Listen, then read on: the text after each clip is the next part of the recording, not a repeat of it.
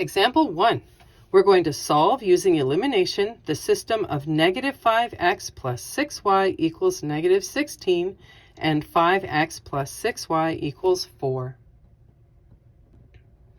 We start this process by looking for a variable that has the same number, but one is positive and one is negative. So this is an interesting little example to start with.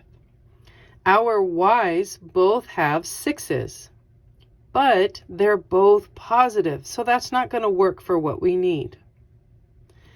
Our x's, however, both have 5's, and one is negative while the other is positive. This is exactly what we need.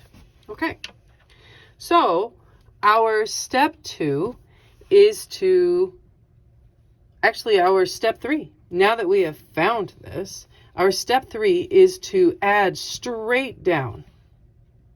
And what that does is it causes the x's to cancel out. And then we add down the other rows with it. 6y plus 6y, well, that makes 12y. Negative 16 plus 4, well, that makes negative 12. And now we can solve. So divide both sides by 12. So y is alone, and y is equal to negative 1. That was the hard part. That was it, the hard part.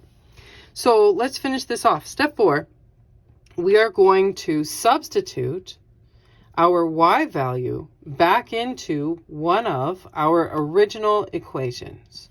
And you truthfully get to pick which equation you want to use. I chose to use the second equation. Why? Well, because they're all positive numbers.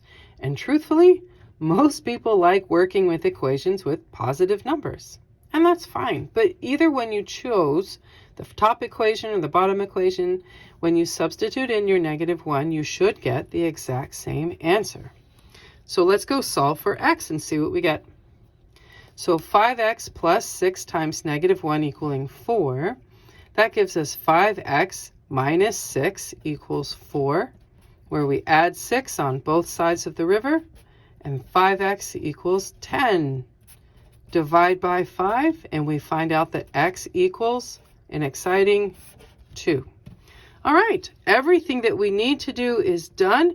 Let's go write our final answer, where we discover that in our given coordinate point, well, actually our solution coordinate point, truth be told, x always comes first, and that's 2.